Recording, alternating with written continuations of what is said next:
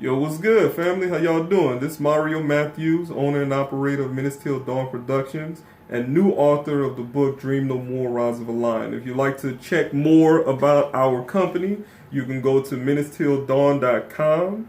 And also, if you'd like to purchase Dream No More, Rise of a Lion, it's available right now on Amazon.com and Lulu.com. On Lulu, you can purchase the hardback version, and on Amazon, paperback and the ebook version. Links will be in the description. All right, y'all. I wanted to come to y'all with a quick author's corner about the sort of making of the Dream No More, Rise of a Lion series. Like, what did I go through making this epic sci-fi fantasy black led novel? What did it take me to get here? Like, okay, man, when I say this is a long journey, man, this is a long time coming. This is at least 15 years in the making. Like, when I was in, I've already talked about a little bit when I was in middle school and I used to do draw my own comic books and stuff like that. And when I got to high school, I, started writing, the concept of Dream No More, Rise of a Lion with my small group of friends. But I finished books, but I never published anything. And this is my first time publishing. Well, in this particular instance, once I got out of high school, I made a vow to make things more professional, and to sort of make things a lot more, concrete and consumable. Because, although it was a hobby at the time, man, I was having a lot of fun, man, with my people, you know what I'm saying? We just chilling, we writing, you know what I'm saying? It was all fun at the time. But, I decided to get into the industry because it is something I'm very passionate about. Like, anytime I do this, it's like, you know what I'm saying? Like, I could feel my heart sort of, shudder a bit because I know that I'm creating something very, very amazing. And I could feel it. You know what I'm saying? Like, it be after practicing and writing all the time over the span of like a decade. You know what I'm saying? It just became second nature at that point, So with that being said, if you follow any of the other videos, once Hurricane Katrina happened, and well, I give you a quick splurge on that. During Hurricane Katrina, when I was evacuating with my mother, and you'll know more about that story, in the coming days, or not in the coming days, but in the coming, whenever I'm releasing a book on that. But anyway, I digress. When it came to Hurricane Katrina and the evacuation process, the very first thing I grabbed was my books. Okay, the finished manuscripts, all handwritten, 3 big fold out binders full of with paper. You know what I'm saying? That was the first thing I grabbed because I knew that all of my work and everything that I've done up to that point was in those binders, and that meant the world to me. You know what I'm saying? So, second thing I grabbed was video games, but you know what I'm saying? Like, but I grabbed what mattered to me the most, man. You know what I'm saying? And that was my books, and I had to grab that thing. So, once we got out of Hurricane Katrina, relocated to Texas, I got out of high school with all the craziness surrounding that, and once that happened, I made a vow to myself to make this a professional venture. Now, that is not as easy as it sounds, okay? It never is. It really never is, man. Essentially what will happen next is life, man. You know what I'm saying? I get into school. I get into, jobs. I'm working multiple jobs. I'm going to school. Things wasn't working out at the time because of transportation that I didn't have. I was relying on family members, but the unreliable transportation. I even tried online courses in order to make things easier for me for school at the time, but things didn't work out like I planned. There's some things in my power, some things outside of my power, and that's just how the ball rolled. At the time. However, I always kept writing. During that moment, I didn't know exactly where it would go. I just knew that that's what I wanted to do. So I wanted to do it. I didn't know how to make it professional. I just kept writing, though. You know what I'm saying? So,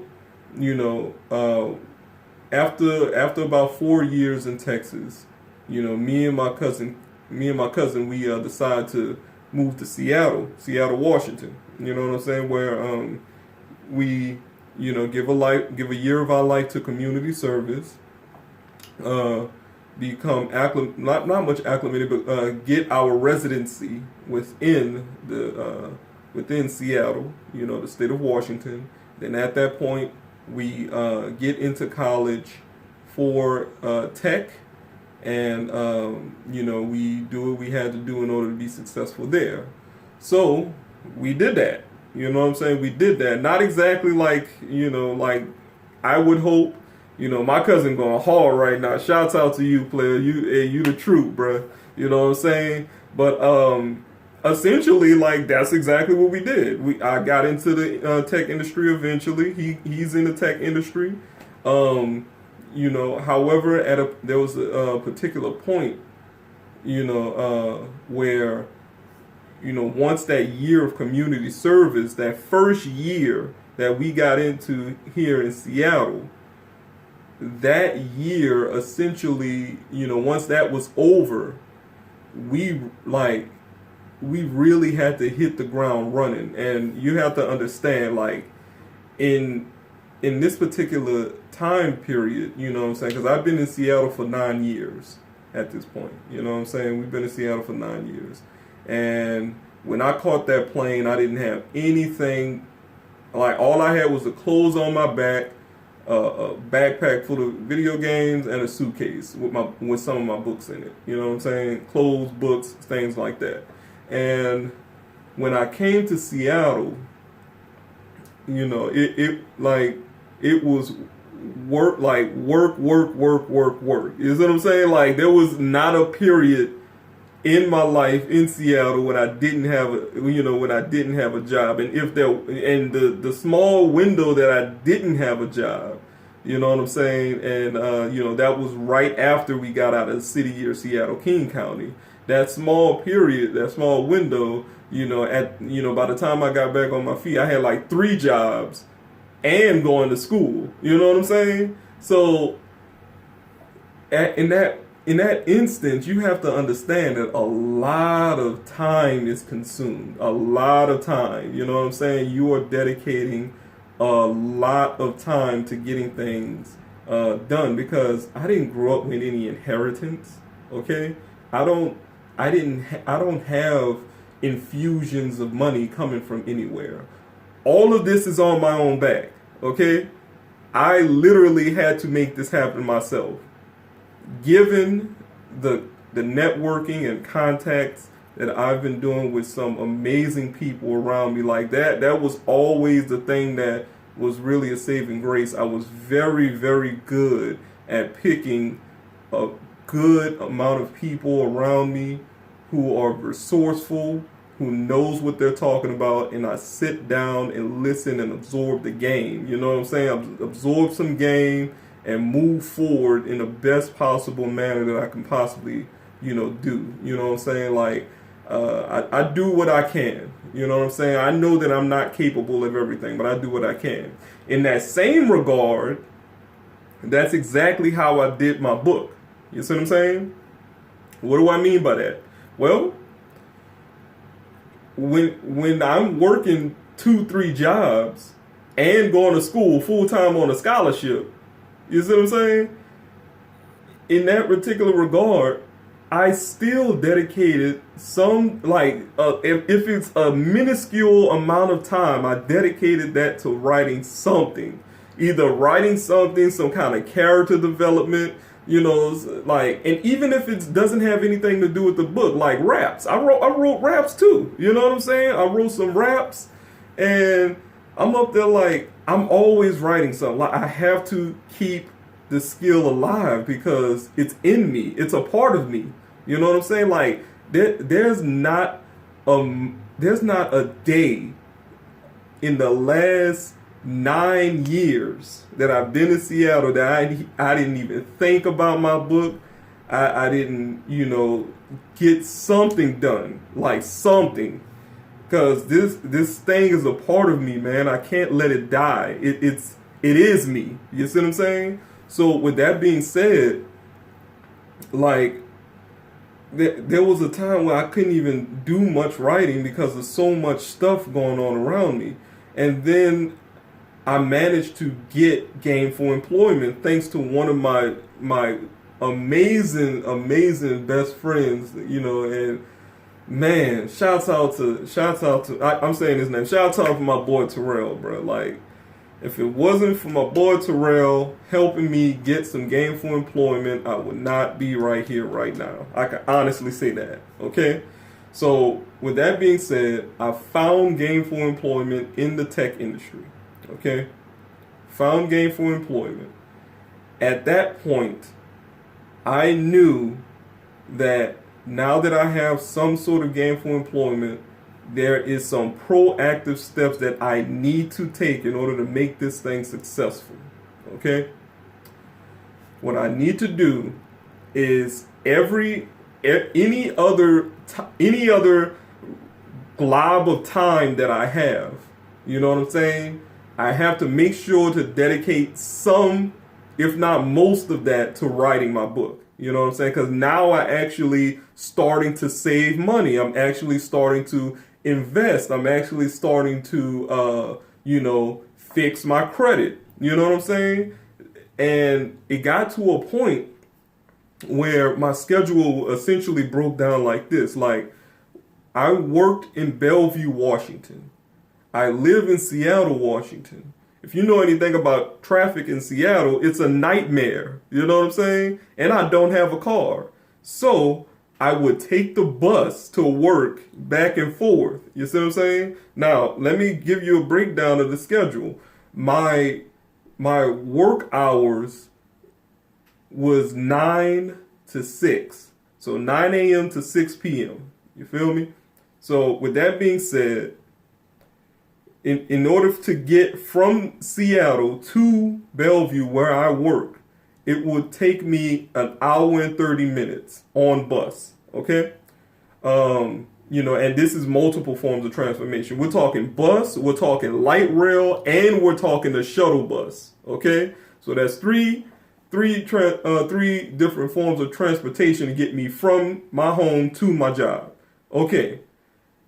And coming back, potentially the same thing. Sometimes I would get a ride, sometimes I would get a ride to, a certain destination that cuts some travel time, but other times not. So that could be spotty. But the average amount of time I spent on the road getting from my job, to and from my job is about 3 hours.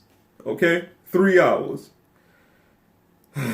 What did I do on the bus for those 3 hours? I bought my laptop. I bought this phone that I'm recording this video on right now. You know what I'm saying? And I wrote my book on the bus every day. I wrote something every day. Little by little, over the course of the next 4 years. You know what I'm saying?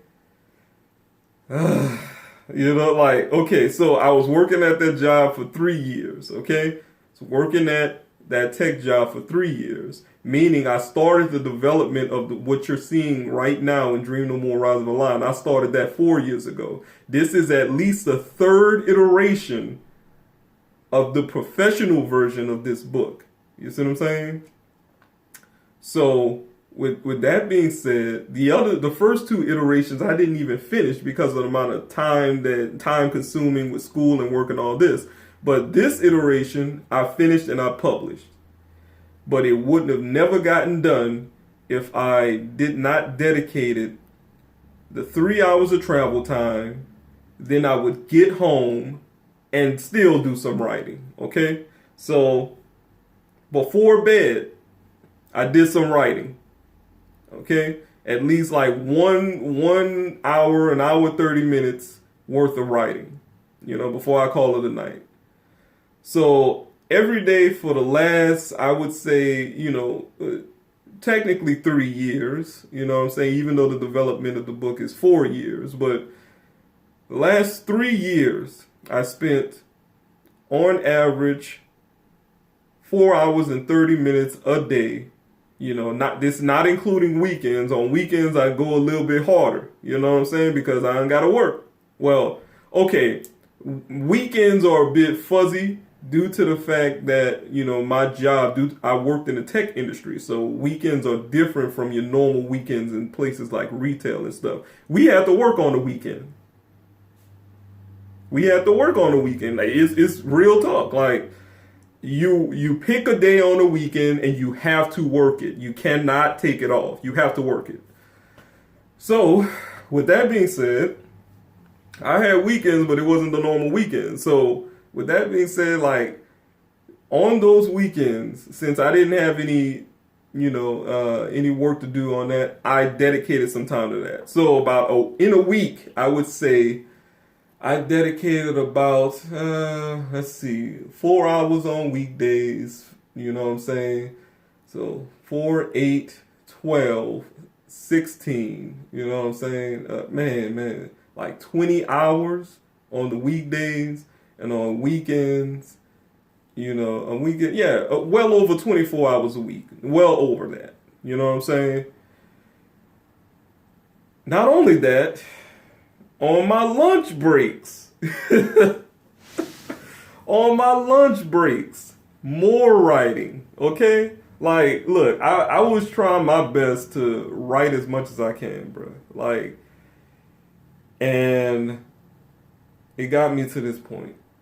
Like it just looking back at it now, being tired